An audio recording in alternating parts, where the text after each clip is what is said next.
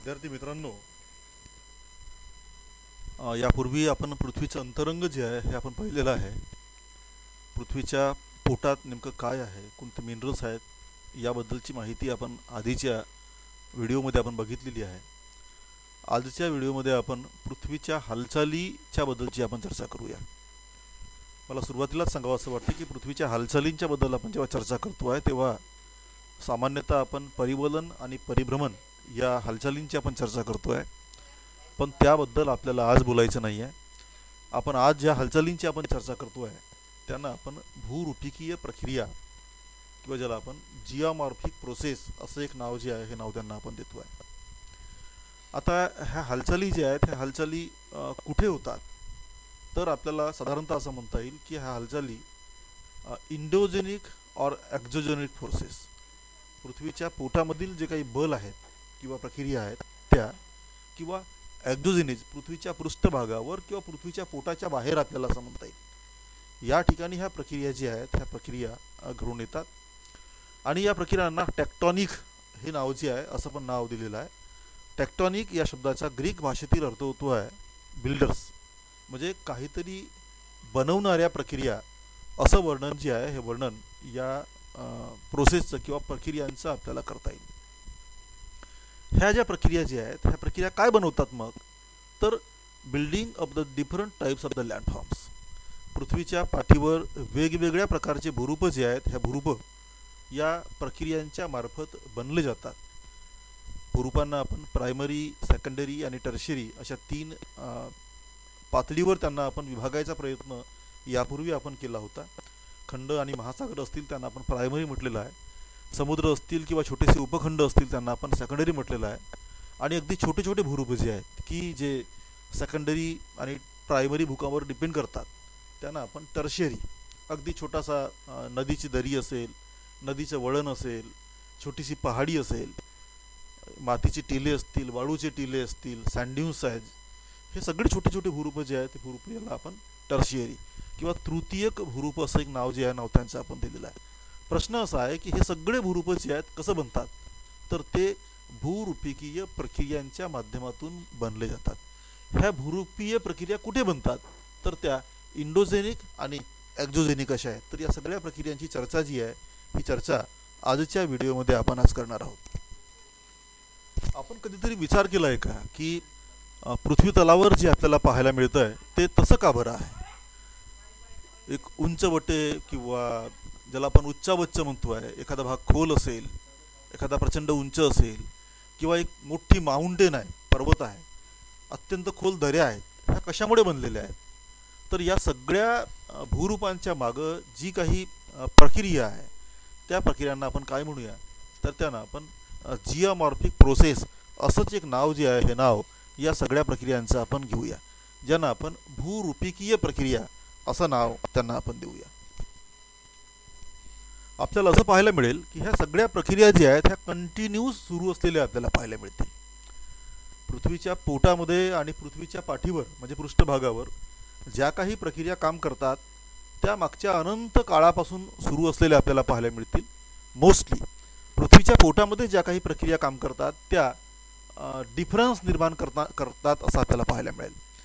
पर्वताचे उंचवटे असतील, प्रचंड उंच आणि खोल अशा दऱ्या असतील, ह्या कशापासून बनलेल्या आहेत, तर पृथ्वीच्या पोटात निर्माण झालेल्या प्रक्रिया यापासून या सगळ्या असंतुलनाच्या त्याला आपल्याला म्हणता येईल किंवा असमतल असा पृष्ठभाग जो आहे हा बनलेला आपल्याला पाहायला मिळतो आहे.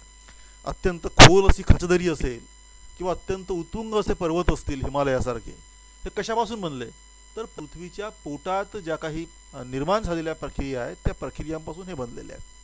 मग एक्सटर्नल प्रक्रिया काय आहेत, तर आपण पाहतोय की एक्सटर्नल प्रक्रियामध्ये पाहतो आपण की नद्या असतील, हिमनद्या असतील, वारे असतील, हे काय करतात, तर जे काही असंतुलन निर्माण झालेले आहे त्याला संतुलित करायचं कामं करतात. अर्थात पृथ्वीच्या अंतर्गत भागातील ज्या काही प्रक्रिया घडून आल्या त्या घडल्यामुळं समजा पर्वत निर्माण जर झाला असेल तर मग नदी काय करत आहे, नदी त्या पर्वतातला मलबा जो आहे हा मलबा समुद्रापर्यंत वाहून नेण्याचं काम करत आहे, म्हणजे समानता आणण्याचं काम करत आहे. जो खोल असलेला समुद्र जो आहे त्याला त्या मलब्यातून भरत आहे आणि एकीकडे पर्वतांची उंची कमी कमी करत आहे, हे काम नदी करत आहे. म्हणजे समानता निर्माण करण्याचं काम जे आहे हे एक्सटर्नल एजंट करतात. ऊन वारा पाऊस असेल, हे हिमनदी असेल, समुद्राच्या लाटा असतील, ज्यांना आपण एक्सटर्नल एजंट असं नाव देतो आहे, हे काय करतात तर समानता निर्माण करण्याचं कामं करतात. आणि दुसरीकडे पाहतो आपण की पृथ्वीच्या पोटातील ज्या काही क्रिया आहेत त्या काय करतात तर ती असमानता निर्माण करण्याचे कामं जे आहेत हे कामं करतायत. अशा प्रकारचं मत आपल्याला ठेवता येत आहे. या सगळ्या प्रक्रियांची आपण जेव्हा चर्चा करतोय तेव्हा या सगळ्या प्रक्रियांना आपण बेसिकली दोन अशा मुख्य विभागात विभागायचा प्रयत्न आपण करतोय, किंवा या सगळ्या प्रक्रियांना दोन अशा बेसिक कॅटेगरीत त्यांना डिवाइड करायचा प्रयत्न भूरूपशास्त्रज्ञांनी केलेला आहे. या सगळ्या प्रक्रियांना आपण एकतर इंडोजेनिक किंवा पृथ्वीच्या पोटात घडून येणाऱ्या प्रक्रिया असा एक पहिला प्रकार, आणि दुसरा एक्झोजेनिक म्हणजे पृथ्वीच्या पाठीवर पृष्ठभागावर घडून येणाऱ्या प्रक्रिया, अशा दोन प्रकारात या सगळ्या प्रक्रियांचं वर्णन जे आहे हे वर्णन आपण करतो आहे. साध्या शब्दामध्ये आपल्याला असं म्हणता येईल की पृथ्वीच्या पाठीवर जे काही भूरूप आपल्याला पाहायला मिळतात, हे भूरूप कशापासून निर्माण झाले तर त्याला दोनच शक्ती जे आहेत किंवा दोनच गतिविधी मुवमेंट जे आहेत, प्रक्रिया ज्या आहेत, हालचाली आहेत, ह्या कारणीभूत आहेत. आणि कोणत्या तर त्या एकतर पृथ्वीच्या पोटामध्ये घडून आलेल्या असतील, ज्याला आपण इंडोजेनिक असं म्हणतो आहे, किंवा त्या पृथ्वीच्या पृष्ठभागावर ज्या एक्झोजेनिक आहेत किंवा ज्याला आपण बहिर्गत शक्ती असं म्हणतो आहे, तिथे त्या घडल्या असतील. अशा दोन कॅटेगरीमध्ये त्यांचं आपण डिवायडेशन जे आहे करायचा प्रयत्न आपण करतो आहे. या प्रत्येक दोनही कॅटेगरीला पुन्हा लहान लहान सब कॅटेगरीजमध्ये विभागायचा प्रयत्न जो आहे हा भूरूपशास्त्रज्ञांनी केलेला आहे, आणि त्यांचीही चर्चा जी आहे ही चर्चा आपण आत्ता करूया.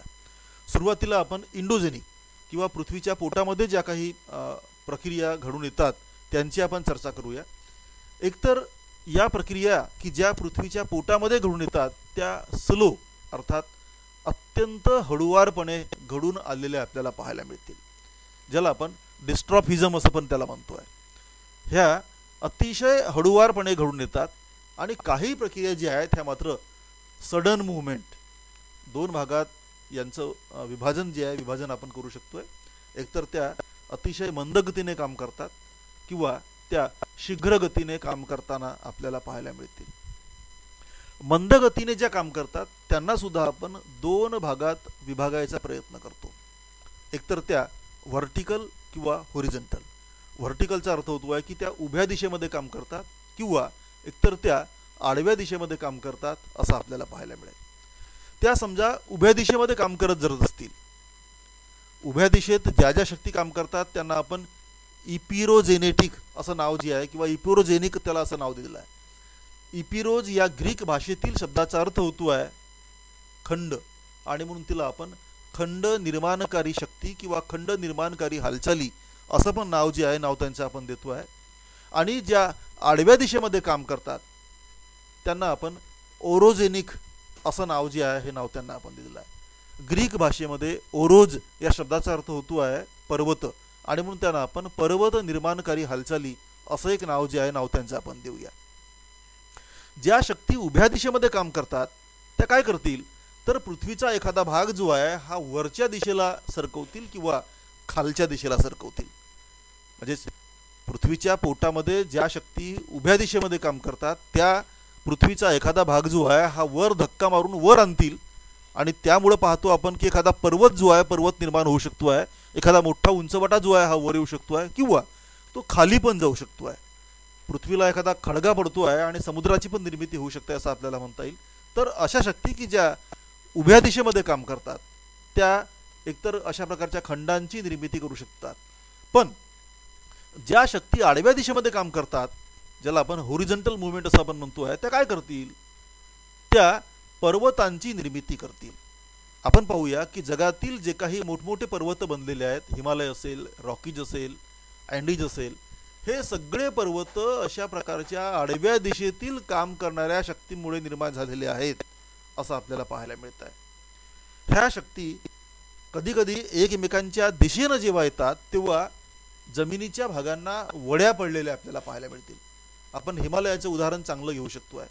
हिमालय जो आहे हा हिमालय कशामुळे निर्माण झाला तर आडव्या दिशेत काम करणाऱ्या शक्तीमुळे हा निर्माण झालेला आहे असं आपल्याला म्हणता येईल. संपूर्ण भारतीय उपखंड जो आहे हा सायबेरियन उपखंडाजवळ आपल्याला असं म्हणता येईल की हा चालत चालत गेलेला आहे आणि त्यामुळं प्रेशर निर्माण झालं. प्रेशर निर्माण झाल्यामुळे वड्यांची निर्मिती झाली आहे आणि ती वडी जी आहे ही वडी हिमालयाच्या रूपात वर उंचावलेली आपल्याला पाहायला मिळते आणि त्यामुळं फोल्डेड माउंटेन किंवा ज्याला आपण वलित पर्वत म्हणतो आहे हा वलित पर्वत निर्माण झालेला आहे असं आपल्याला पाहायला मिळतं. पण ह्या शक्ती समजा एकमेकांच्या जवळ जर येत नसतील आणि त्या एकपासून दूर जर जात असतील तर काय होईल, तर त्यामुळं टेन्शन अर्थात ताण जो आहे हा ताण निर्माण होईल आणि ताणामुळे पाहतो आपण की मोठ्या मोठ्या दऱ्या ज्या आणि खच्च्या दऱ्या ज्या आहेत ह्या दऱ्या निर्माण झालेल्या आपल्याला पाहायला मिळतात. तर अशा अर्थानं पाहतो आपण की ह्या सगळ्या प्रक्रिया आपण ज्या चर्चा केलेल्या आहेत, मग तो पर्वत असेल किंवा तो खंड असेल, ह्या सगळ्याच्या सगळ्या पृथ्वीच्या पोटामध्ये घडून येतात आणि त्या अगदी हळूवारपणे घडून येतात असं आपल्याला म्हणता येईल. माझा कर्सर जो इथून चालतो आहे आपण पाहू शकता आहे स्क्रीनकडे की त्या स्लो मुवमेंट आहेत. या स्लो मुवमेंटची चर्चा जी आहे ही चर्चा आत्ता आपण केलेली आहे. पण पृथ्वीच्या पोटामध्ये काही हालचाली ज्या आहेत ह्या हालचाली अगदी क्षणार्धात सुद्धा घडून येतात, त्यांची पण आपण चर्चा करूया, कारण त्या पृथ्वीच्या पोटातच घडून येतात. त्यांना आपण सडन मुवमेंट किंवा त्याला आपण शीघ्र गतीने काम करणाऱ्या शक्ती किंवा शीघ्र गतीने हालचाल करणाऱ्या हालचाली आपल्याला असं आपल्याला म्हणता येईल. त्यामध्ये दोन प्रामुख्याने हालचालींचा समावेश होतो आहे. एकाला आपण वल्केनिझम, एकाला आपण ज्वालामुखी आणि दुसऱ्याला आपण अर्थक्विक किंवा भूकंप असं नाव जे आहे त्यांच्या आपण देतो आहे. आपल्या सगळ्यांना माहीत आहे की ज्वालामुखी जो आहे हा अत्यंत झपाट्यानं घडून येतो आहे आणि त्यामुळं पृथ्वीचा एखादा भाग जो आहे हा बनतो आहे किंवा त्यामध्ये बदल झालेला आपल्याला पाहायला मिळतो आहे. अगदी तशीच अवस्था जी आहे ही भूकंपामध्ये झालेली पण आपल्याला पाहायला मिळेल. भूकंप हा क्षणात घडून येतो आहे आणि त्यामुळेही मोठमोठे बदल जे आहेत हे बदल घडून येत आहेत पृथ्वीच्या पृष्ठभागामध्ये. तर या सगळ्या हालचाली ज्यांची आत्ता आपण नावं घेतलेली आहेत ह्या पृथ्वीच्या पोटामध्ये घडून येतात आणि त्यामुळे त्यांना आपण इंडोजेनिक मुवमेंट असं नाव जे आहे हे नाव त्यांचं आपण देऊया. काही हालचाली ज्या आहेत ह्या जसं आपण सुरुवातीला वर्णन केलं होतं की त्या पृथ्वीच्या पृष्ठभागावर घडून येतात. पृथ्वीच्या पृष्ठभागाच्या वरच्या भागाला त्या आपल्याला पाहायला मिळतील की त्यांची निर्मिती होत आहे आणि म्हणून त्यांना आपण एक्झोजेनिक मुवमेंट असं नाव जे आहे नाव त्यांचं आपण दिलेलं आहे. त्यामध्ये प्रामुख्याने 3 प्रकारच्या क्रिया ह्या असलेल्या आपल्याला पाहायला मिळतील. एकाला आपण वेदरिंग, आपण पुढे भविष्यामध्ये आणखी डिटेल पाहूया की वेदरिंग काय आहे. याचं मराठीत नाव जे आहे हे विदारण असं आहे. विदारण काय आहे तर उन्हाचा तापमानाचा परिणाम होऊन एखादा खडक जो आहे हा खडक ॲटोमॅटिक फुटतो आहे आणि फुटल्यानंतर मोठ्या खडकाचं रूपांतर जे आहे शेवटी मातीमध्ये झालेलं आपल्याला पाहायला मिळतं आहे. ती माती पाण्याच्या प्रवाहासोबत वाहून कुठेतरी दूर जात आहे आणि मग तिचं डिपोजिशन होत आहे, तिचं संचयन जे आहे हे एखाद्या भागामध्ये होतं आहे. तर आपल्याला असं पाहायला मिळेल की वेदरिंग, इरोजन आणि डिपोजिशन ह्या 3 बेसिक अशा प्रक्रिया ज्या आहेत ह्या प्रक्रिया पृथ्वीच्या पाठीवर परंतु वरच्या भागात झालेल्या आहेत असं आपल्याला पाहायला मिळेल. यामध्ये पाहतो आपण की वेदरिंग या प्रोसेसचा आपण जेव्हा चर्चा करतो आहे तेव्हा त्यामध्ये फिजिकल वेदरिंग ज्याला आपण भौतिक विदारण असं आपण म्हणतो आहे. उन्हातानाचा परिणाम होऊन निव्वळ दररोज ऊन येत आहे त्यामुळे खडक जो आहे हा एक्सपेन्शन होतो आहे, तो विस्तारतो आहे तापमान वाढल्यामुळं आणि रात्रीला थंडी वाढल्यामुळं तो त्याचं कॉन्ट्रॅक्शन होत आहे, तो संकुचन पावतो आहे आणि दररोज आपण रबराला जसं ताणतो आहे आणि सोडतो आहे आणि रबर तुटतो केव्हा तरी तसंच खडक जो आहे हा तुटताना आपल्याला पाहायला मिळतो आहे. आणि म्हणून ही जी विदारणाची प्रक्रिया जी आहे तिला आपण भौतिक विदारण असं आपण तिला नाव देऊया. काही वेळा पाहतो आपण की केमिकल वेदरिंग जे आहे पण हे पण होताना आपल्याला पाहायला मिळेल. सपोज वातावरणातील एखादा केमिकल एजंट जो आहे हा एखादी क्रिया जो आहे हा करू शकतो आहे आणि त्यामुळे खडकं जे आहेत हे फुटताना आणि कुठेतरी वाहून जाताना आपल्याला पाहायला मिळतील. याचं सगळ्यात चांगलं उदाहरण जो आहे हा आपल्याला मार्बल आपल्याला पकडता येईल किंवा मार्बल किंवा डोलोमाइट जर असेल हा खडक जर अस्तित्वामध्ये जर असेल तर वातावरणातील कार्बन डायऑक्साईड जो आहे हा पाण्याच्या संपर्कामध्ये येतो आहे. असं पाणी या डोलोमाइटच्या किंवा मार्बलच्या संपर्कामध्ये जर आलं असेल तर हा मार्बल ॲटोमॅटिक वाहून जातो आहे लांबपणे आणि त्यामुळे तो खडक फुटतो आहे, तो विदारित होतो असं आपल्याला म्हणता येईल. किंवा आणखी बायोलॉजिकल क्रिया जी आहेत त्या क्रिया पण घडून येतात. फॉर एक्झाम्पल उंदीर असेल, घूस असेल किंवा काही कीटक असतील ते खडकामध्ये आपले बिळं बांधतात आणि त्या खडकाची तोडफोड जी आहे करताना आपल्याला पाहायला मिळतात. तर अशा अर्थानं वेदरिंग जी आहे ही वेदरिंग या 3 प्रकारामध्ये मोडतं आहे आणि खडक जो आहे हा फोडला जातो आहे, तुटला जातो आहे. दुसरं काय आहे तर ते इरोजन आहे. इरोजन मोस्टली आपल्याला असं पाहायला मिळेल की ते रनिंग वॉटर, पृथ्वीच्या पाठीवर आपण पाहतोय की नद्या मोठ्या अर्थानं खडकांची तोडफोड करतात आणि तोडफोड केलेला मटेरियल जो आहे हा मटेरियल कुठेतरी लांब नेऊन त्याचं डिपोजिशन करताना आपल्याला पाहायला मिळत आहे. आपण पाहतोय की सगळ्या हिमालयाचं तोडफोड जी आहे, तोडफोड कोणी केलेली आहे तर हिमालयामध्ये उगम पावणाऱ्या सगळ्या वेगवेगळ्या नद्यांनी केलेली आहे. त्या नद्या काय करतात तर हिमालयाचा सगळा मलबा जो आहे हा मलबा समुद्रापर्यंत वाहून नेण्याचं काम जे आहे काम ह्या नद्या करतात.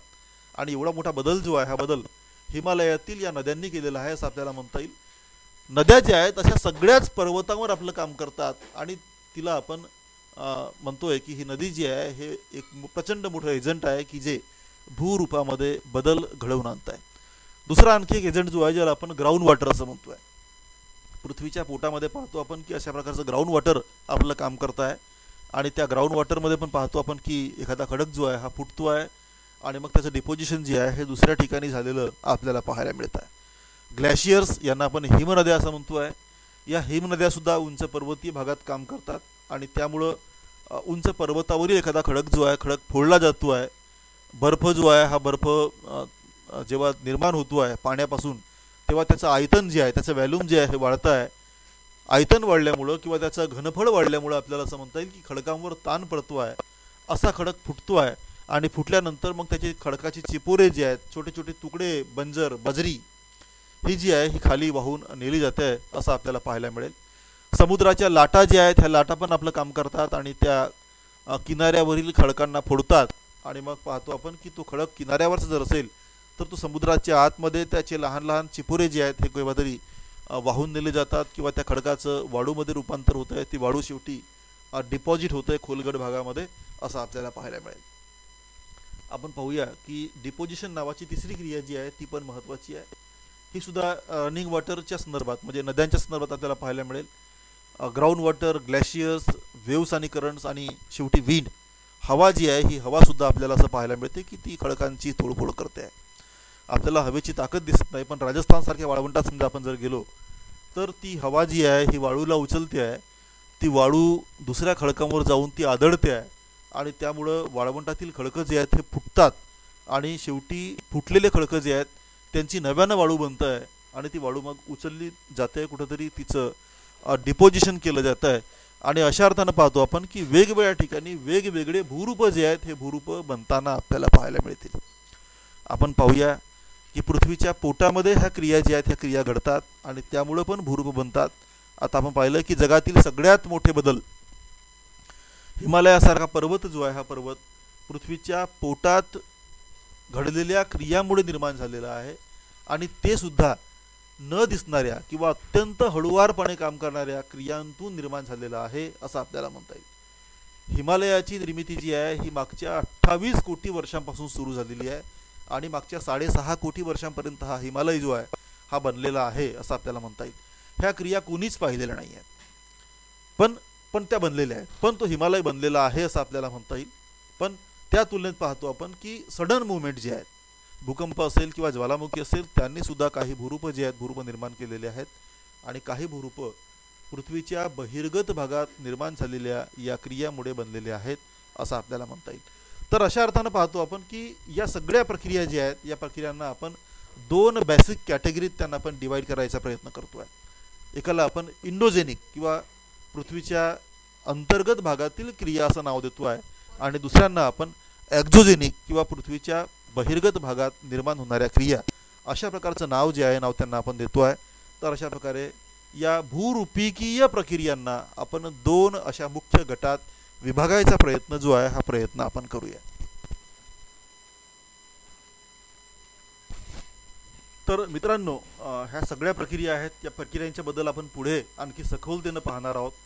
सुरुवातीला तुम्हाला सगळ्यांना एक गोष्ट लक्षात ठेवायची आहे की पृथ्वीच्या पाठीवर जे काही भूरूप आपल्याला पाहायला मिळतात, ज्यांना आपण प्रायमरी, सेकंडरी आणि टर्शरी अशा 3 मुख्य अशा विभागात त्यांना आपण विभागलं होतं, हे सगळेचे सगळे 2 क्रियांतून बनलेले आहेत असं आपल्याला म्हणता येईल.